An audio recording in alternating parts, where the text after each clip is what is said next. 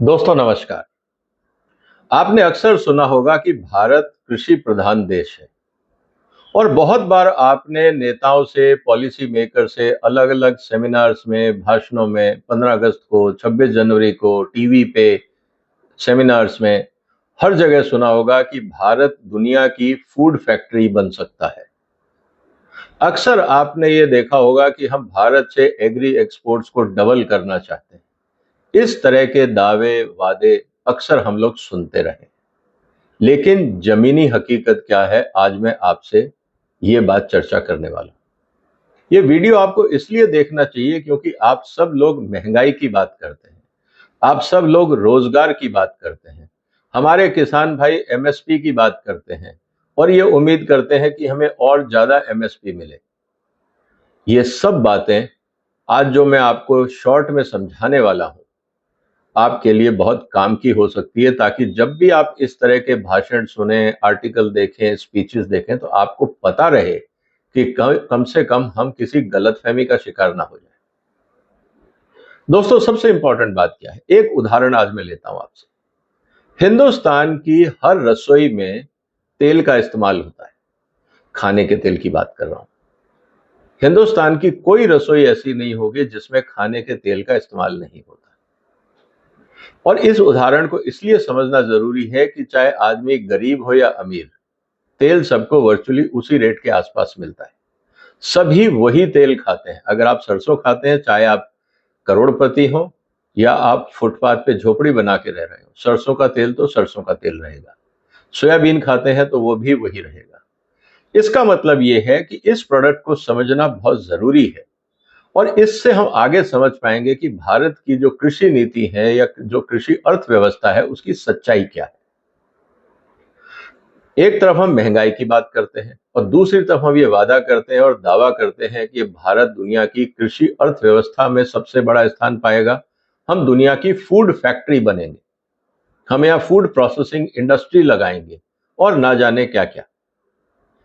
अगर हिंदुस्तान में खाने के भंडार प्रचुर मात्रा में हैं और हम सेल्फ सफिशिएंट हैं, हम एग्रीकल्चर महाशक्ति हैं, तो मुझे दोस्तों एक चीज बताइए, हमें यहां से गेहूं के निर्यात पे रोक क्यों लगानी पड़े? हमने चावल के निर्यात पे रोक क्यों लगाई? हमने प्याज के निर्यात पे रोक क्यों लगाई? हमने चीनी के निर्यात पे रोक क्यों लगाई?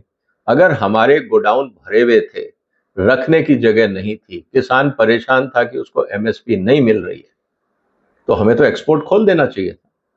हमारे भंडार भी खाली हो जाते, रेट भी अच्छे मिल जाते, सब ठीक हो जाता। लेकिन ऐसा तो नहीं हुआ। इसका मतलब यह है कि हकीकत कुछ और है। दूसरे मुद्दे पे आते हैं। आज हम 60-70% अपने खाने के तेल का आयात करते हैं। उसकी चर्चा मैं डिटेल में करूंगा अगले 1 मिनट के बाद। हम दालों में महंगाई ना बढ़े इसलिए हम दालें आयात करते हैं। इसका मतलब सारा अनाज हमने एक्सपोर्ट बैन कर दिया। हमने तेलों का आयात बहुत बढ़ा दिया।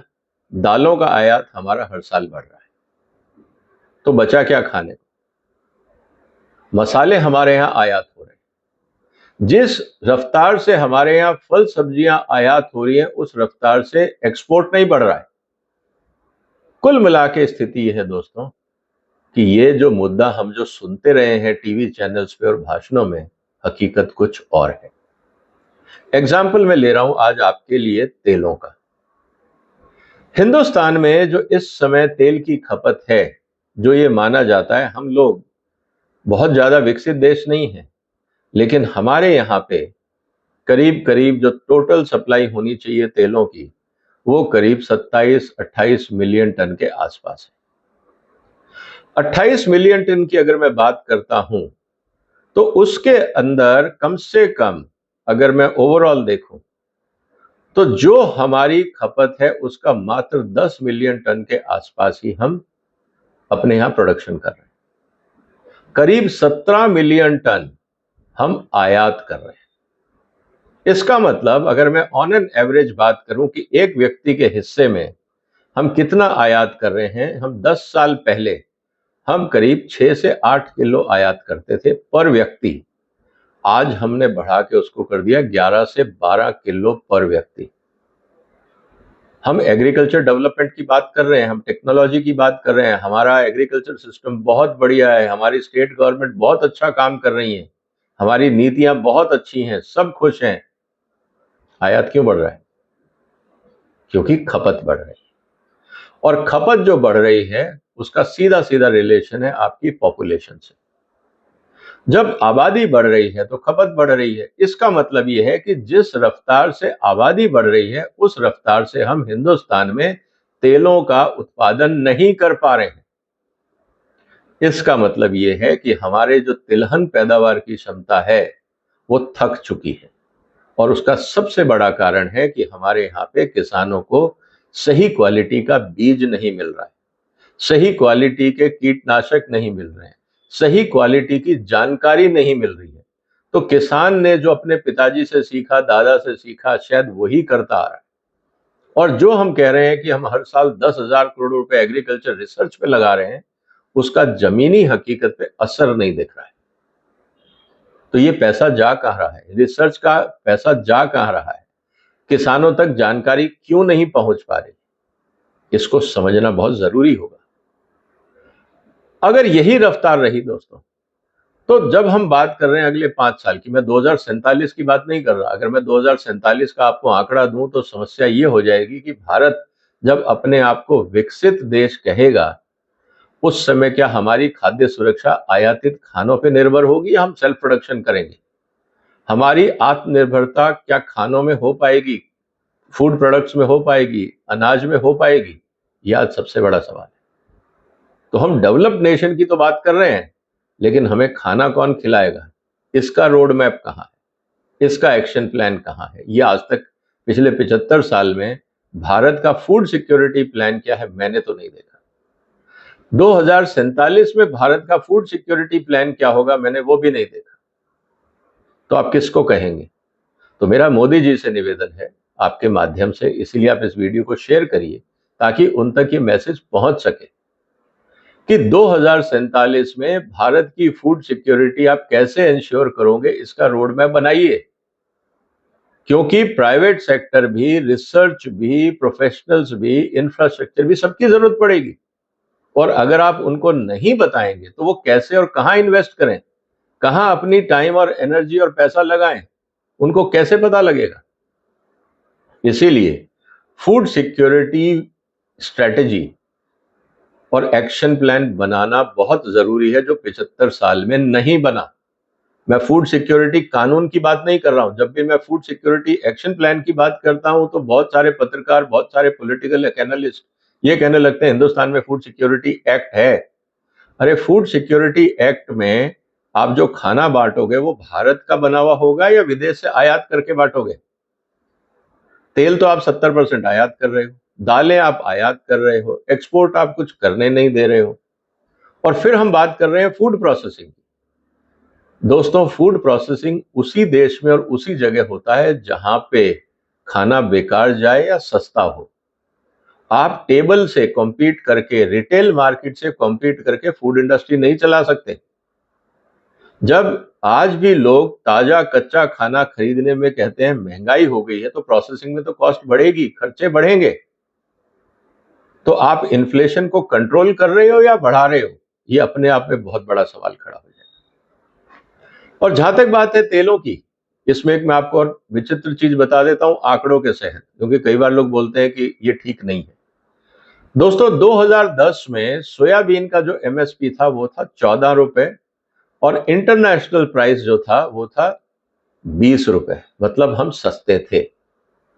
इसीलिए हमारे यहाँ पे तेलों का प्रोडक्शन होता था, प्रोसेसिंग होती थी, डीओसी पैदा होता था, सोया मील जिसको बोलते हो, सोया की खल जिसको आप बोल सकते हो, वो सस्ता था। अंतरराष्ट्रीय बाजार महंगा था, हम लोग खूब एक्सपोर्ट करते थे।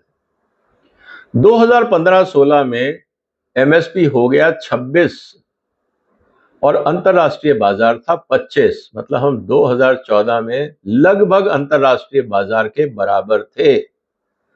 2020-21 में हमारी एमएसपी थी 38 रुपए 80 पैसे किलो, अंतरराष्ट्रीय बाजार था 27 रुपए। इसीलिए आपके तेलों की आयात बहुत तेजी से बढ़ी, क्योंकि अंतर्राष्ट्रीय बाजार में तेल सस्ता था। हिंदुस्तान के किसान से बीज खरीद के तेल निकालना महंगा था, तो ज्यादातर जो ब्रांड ओनर थे, मैन्युफैक्चरर्स थे, वो ट्रेडर बन गए। 2025-26 में जो एमएसपी है वो 48.92, मैं कहूंगा 49 रुपीज, 49 रुपए एमएसपी है, और अंतर्राष्ट्रीय बाजार है 39 रुपए, 10 रुपए कम। अब मुझे ये बताइए दोस्तों कि सोयाबीन मैं भारत के किसान से खरीदूं, प्रोसेसिंग करूं, एक्सपोर्ट करूं, क्या फिजिबल है? क्या मैं कॉस्ट कॉम्पिटिटिव हो पाऊंगा? हम आज सिर्फ इसीलिए बेच पा रहे हैं क्योंकि हमारे यहां नॉन जीएम सोयाबीन है। कल को आप सोयाबीन में जीएम टेक्नोलॉजी ले आए तो ये एक्सपोर्ट भी आपका बंद हो जाएगा, या आपको दुनिया भर के प्रिकॉशन लेने पड़ेंगे। बायर आपसे कहेगा मुझे नॉन जीएम का सर्टिफाइड प्रोडक्ट चाहिए, तो आपको ट्रेसेबिलिटी करनी पड़ेगी, दुनिया भर के काम करने पड़ेंगे। तो जीएम टेक्नोलॉजी कहने को बहुत अच्छी है, लेकिन जो चुनौतियां आएंगी व्यापार के लिए, उसको भी ध्यान में रखना होगा। अब मैं बात करता हूं एक और इंटरेस्टिंग प्रोडक्ट की, वो है सूर्यमुखी, सनफ्लावर। सनफ्लावर जो है वो 2010-11 में उसका एमएसपी था 23 रुपए 50 पैसे, और अंतर्राष्ट्रीय बाजार था 44 रुपए। हम बहुत सस्ते थे अंतर्राष्ट्रीय बाजार से। मैं बात कर रहा हूं बीज और तेल को लेकर, एक तरफ बीज और एक तरफ तेल। अगर मैं 50% भी करूं तो मैं ये कहूंगा कि 2010-11 में हम वर्चुअली ब्रेक इवन थे, क्योंकि 45-50% आप तेल मान सकते हो सूर्यमुखी में। 2024 में क्या है? 2024-25 आज की स्थिति यह है कि जो हमारे बीजों की एमएसपी है वो है 72 रुपए 80 पैसे, राउंड अबाउट आप उसको 73 रुपए मान लीजिए, और अंतरराष्ट्रीय बाजार जो चल रहा है वो 78 रुपए में चल रहा है तेलों का। इसका मतलब ये है कि जो सूर्यमुखी का जो बीज है उसको खरीद के हिंदुस्तान में कोई भी व्यापारी, कोई भी मिलर जिंदा नहीं रह सकता, क्योंकि अंतरराष्ट्रीय बाजार में जितना आपका रॉ मटेरियल कॉस्ट है, इतने में तो तेल मिल जाता है। तो मैं रॉ मटेरियल खरीदूंगा या फिनिश गुड्स खरीदूंगा उसी काम में। इसीलिए आप देखेंगे कि सूर्यमुखी में जो पैदावार का क्षेत्रफल है वो तेजी से घटा है, और ये चिंता की बात है, क्योंकि कॉस्ट ऑफ प्रोडक्शन हम कम नहीं कर पा रहे हैं, उत्पादकता हम नहीं बढ़ा पा रहे हैं। इसलिए सोयाबीन में भी जो एरिया अंडर कल्टीवेशन है वो भी ऑलमोस्ट कांस्टेंट है। अब सवाल इस बात का है कि जितनी बार हम एमएसपी बढ़ा रहे हैं, क्या उतनी बार हम कस्टम ड्यूटी बढ़ा रहे हैं? हम नहीं कर रहे। हम अगर कस्टम ड्यूटी नहीं बढ़ा रहे हैं, क्योंकि उसका सीधा असर पड़ता है महंगाई पे। एक तरफ भारत का कंज्यूमर कहता है कि मुझे सस्ता तेल चाहिए, दूसरी तरफ किसान कहता है मुझे ज्यादा दाम चाहिए। अब मुझे बताइए कि सस्ता तेल ज्यादा दाम देकर कैसे मिलेगा? इसीलिए जब आप लीगल गारंटी की बात करते हैं, एमएसपी की लीगल गारंटी हो, तो मैं आपको एक ही जो मेरा डर है वो ये है कि जितने मैन्युफैक्चरर्स हैं वो कोशिश ये करेंगे कि हम तेल आयात करें, अपने ब्रांड में पैक करें और बेचें। संविधान में ये कहीं नहीं लिखा हुआ है कि आपको हिंदुस्तान के किसान से ही खरीदना होगा, ऐसा कहीं नहीं है। बचेगा क्या? लीगल गारंटी होने के बाद भारत सरकार खरीदेगी या राज्य सरकार खरीदेगी। वो खरीद के किसको बेचेंगे? अंतरराष्ट्रीय बाजार से आप बहुत ज्यादा हो।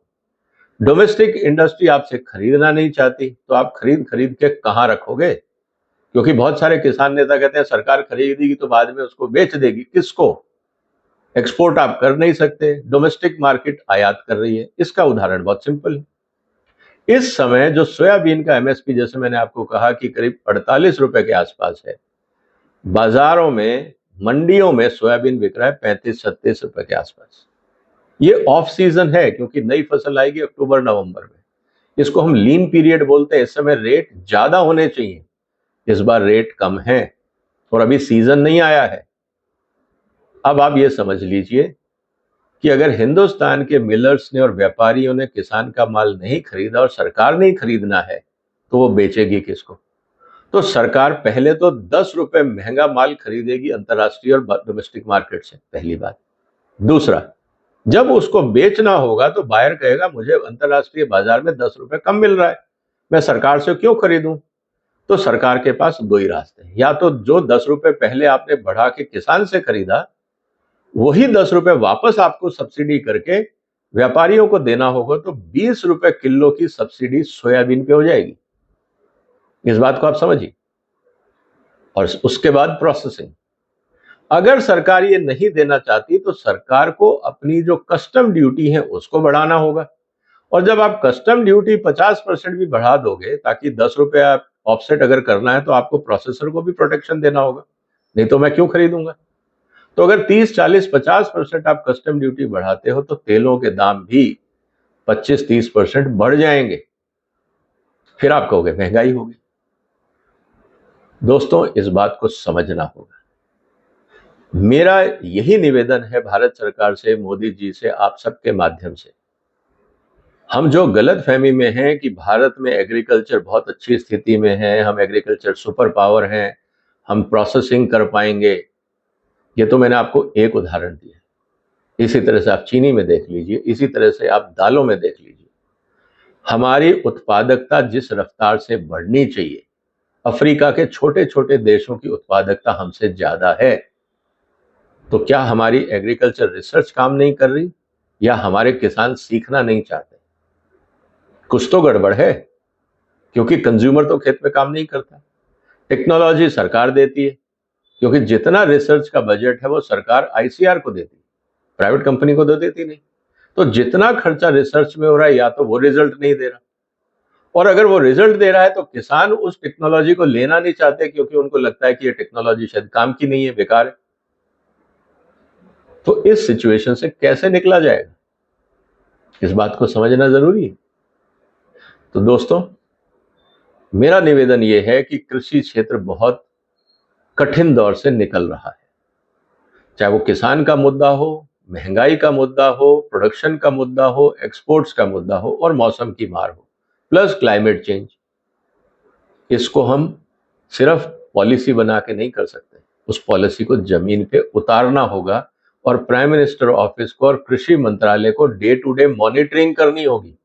सिर्फ ये कहना कि हमने आईसीआर को कह दिया है सब काम हो जाएगा, स्टेट को बोल दिया हो जाएगा, कुछ नहीं होगा।